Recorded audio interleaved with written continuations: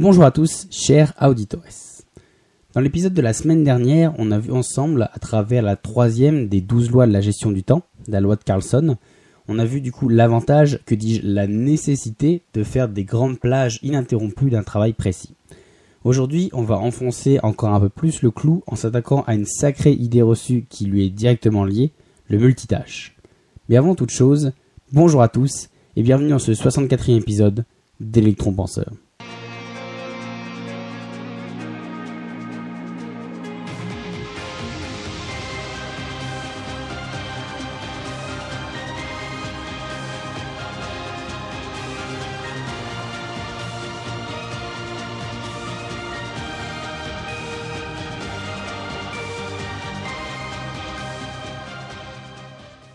Alors, pour reprendre sur l'épisode de la semaine dernière, on a vu que finalement on perd énormément de temps et d'énergie à chaque fois qu'on commence une tâche.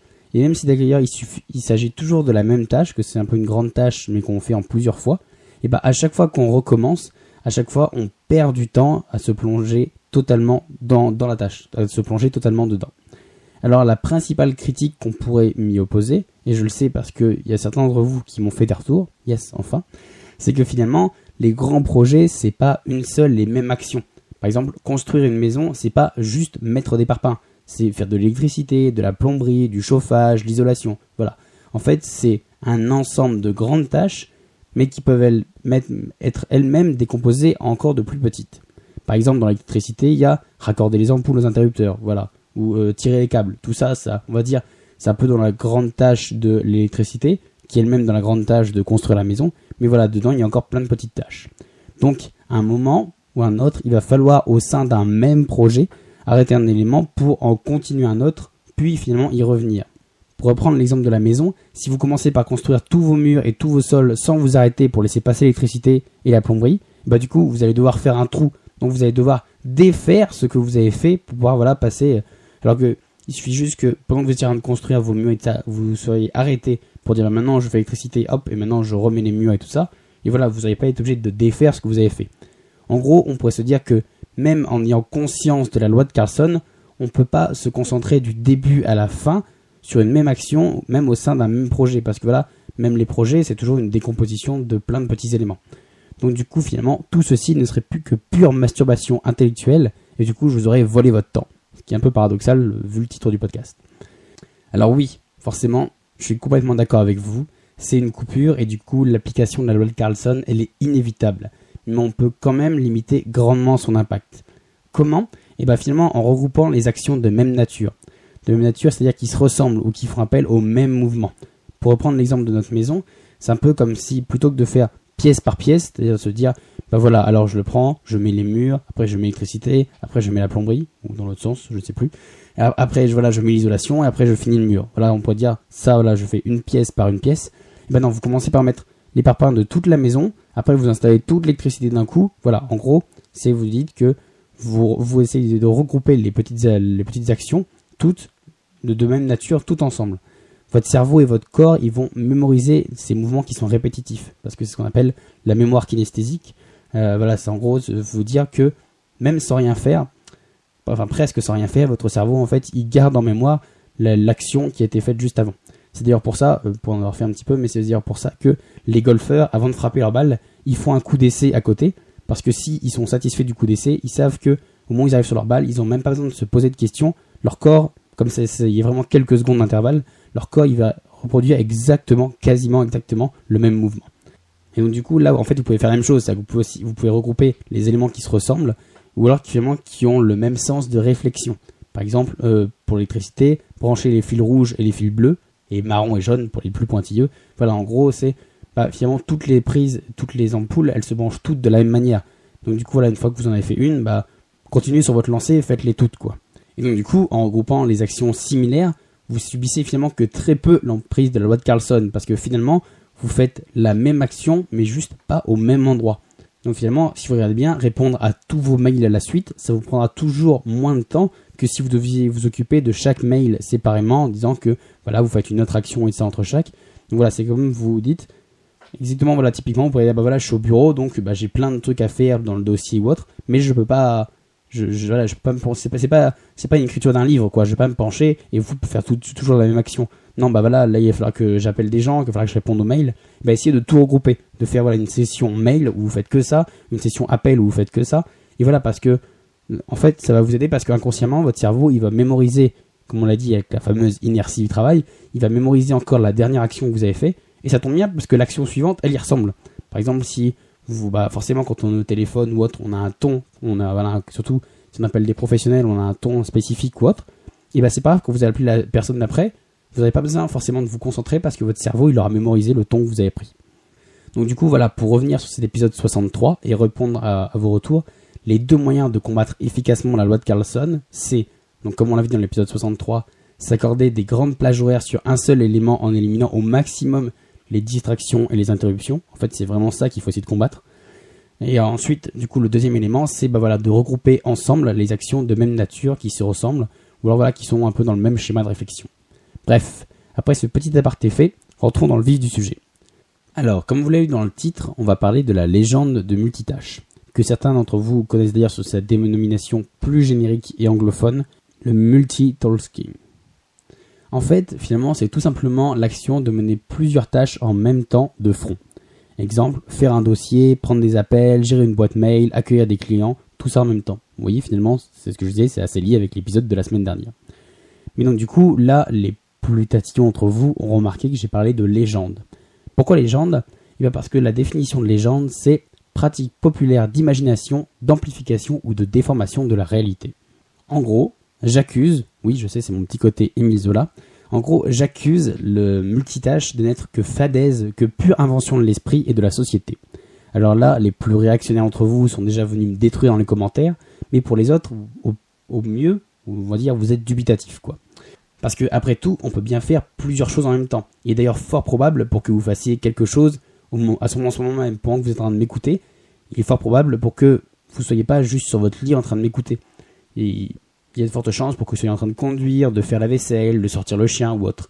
Donc du coup, là, vous pourriez dire que je vais trop loin, que c'est juste de la provoque, et que j'essaye juste, limite, de plier la réalité pour qu'elle m'arrange et pour faire des sujets un peu putaclic. Eh bien non. Parce qu'en fait, quand je parle de multitâche, je parle d'être conscient dans ce qu'on fait. Et j'ai fort à parier, je suis même certain que si vous êtes concentré sur ma voix, là, c'est parce qu'en fait, il faut être une action qui est complètement automatisée. Par exemple, faire à manger, conduire, marcher, c'est-à-dire faire une tâche tellement répétitive que votre cerveau, il l'a automatisée. Pourquoi ? Justement pour vous éviter de vous surcharger de travail. Dès qu'une action, elle est suffisamment maîtrisée, votre cerveau, il a place dans le registre des actions qui tourneront toutes seules en pilote automatique. Et finalement, c'est pour ça que votre cerveau, il adore les habitudes et tout ce qui lui est familier. Voilà la fameuse zone de confort. Parce que finalement, tout ce qui est dans cette zone de confort, ça tourne quasiment en pilote automatique et pendant ce temps-là, lui, il se repose. Et d'ailleurs, vous aussi.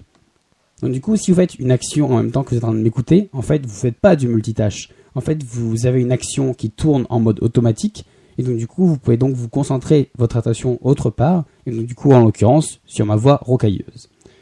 Mais donc du coup, finalement, c'est pas un reproche parce que c'est comme ça, c'est la nature. Et d'ailleurs, c'est par la nature que je vous en donnais l'exemple.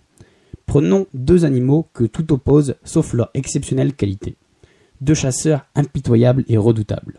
Premier sur la liste, le requin mako ou le requin taupe. Le requin mako, c'est 400 millions d'années d'évolution. Vraiment, je répète, 400 millions d'années d'évolution. C'est-à-dire qu'il a connu les dinosaures, il les a bien connus parce que quand eux ils sont arrivés, il était déjà là depuis 10 millions d'années. Je rappelle que l'espèce humaine, si elle a 1 demi-million d'années, c'est déjà vraiment beaucoup.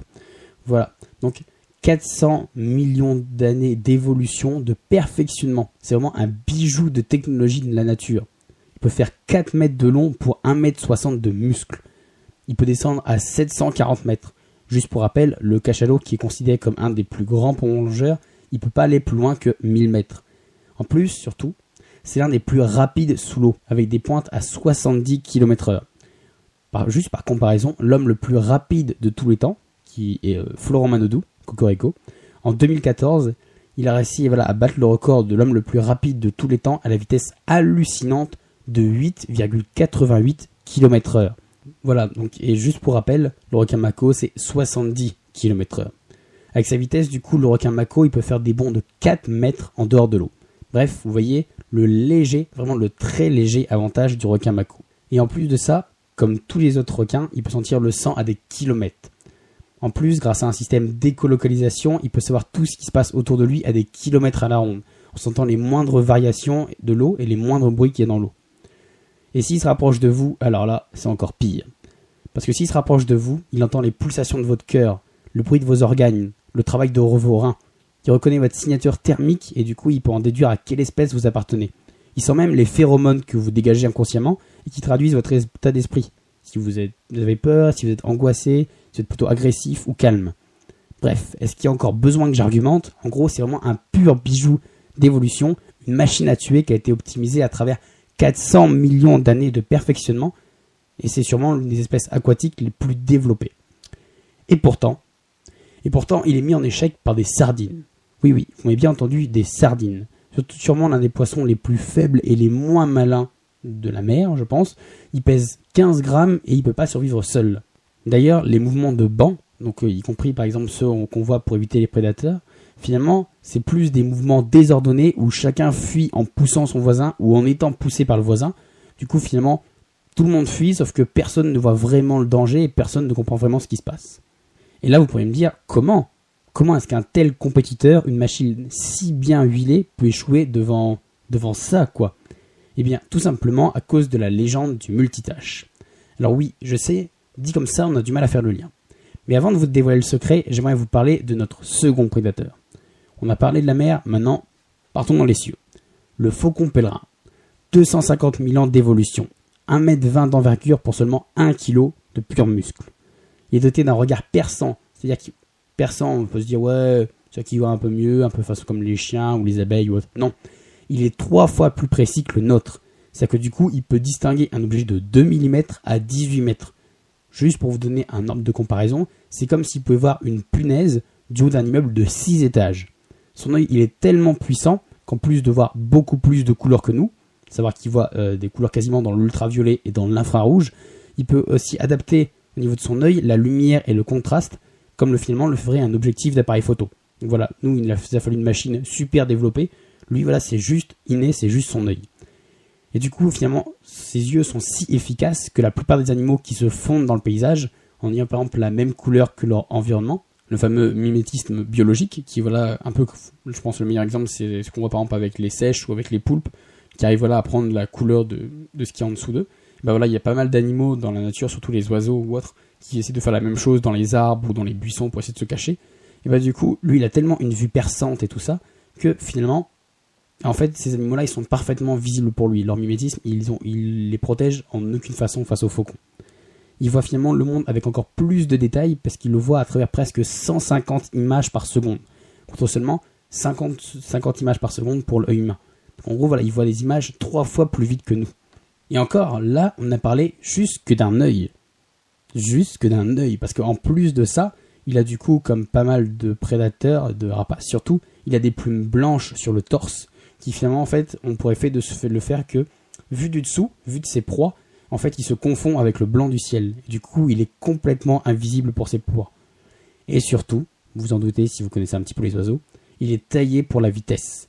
C'est l'oiseau le plus rapide du monde en piqué. Il fait des vitesses de piqué de 389 km/h. En gros, il fend les ailes à 1/4 de la vitesse d'une balle de pistolet. La plupart de ses proies, d'ailleurs, elles sont tuées en plein vol, ou alors elles sont mortellement touchées et elles vont s'écraser par terre. D'ailleurs, même son bec, il est recroquevillé spécialement pour briser les vertèbres de ses proies. D'ailleurs, il est tellement agile dans les airs qu'il arrive souvent en fait de piquer, de briser sa proie en plein vol, et après de la rattraper pendant la chute de sa proie, de la rattraper avant qu'elle touche le sol. En plus de ça, ses narines, elles sont spécialement développées pour subir l'énorme pression de l'air sans faire éclater ses poumons. Et même de tout temps, il a été vénéré par les hommes. C'est un dieu chez les Égyptiens à travers le très célèbre Horus. C'est le nom de la plupart des avions de chasse et des navettes spatiales. Et même dans la fiction, c'est le vaisseau le plus rapide de Star Wars qui porte son nom. Donc pour l'homme, son nom il est synonyme d'excellence, de rapidité et de prouesse. Et pourtant, comme pour le requin mako, il arrive à être pris en défaut par un étourneau, un oiseau de 60 grammes qui est à peine plus grand que votre main et dont la principale occupation c'est de manger et de manger. Voilà. Comment ? Pourquoi ? Donc du coup, après ce teasing de fou, voici l'explication. Eh bien en fait, non, parce que l'explication, elle sera dans la deuxième partie de cet épisode, qui sortira samedi à 18h. Alors loin de moi l'idée de faire un cliffhanger, quoique, c'est juste qu'en fait finalement, l'épisode il va commencer à être un peu long. Là, on en est à peine à la moitié de l'épisode. Donc du coup, je vais pas faire un format trop long où finalement j'en perdrai la moitié en route, parce que forcément, je sais qu'on peut faire des pauses et tout ça sur les podcasts, mais au bout de 30 ou 40 minutes de podcast, finalement on a presque oublié de ce que ça parlait au début. Donc du coup voilà, je vous fais une petite pause entre les deux. Et donc du coup, vous inquiétez pas, c'est toujours le même épisode. Mais plutôt que de vous faire quand même patienter une semaine, je vous fais patienter 72 heures quand même. Donc du coup, rendez-vous samedi, même heure pour la suite. Ciao!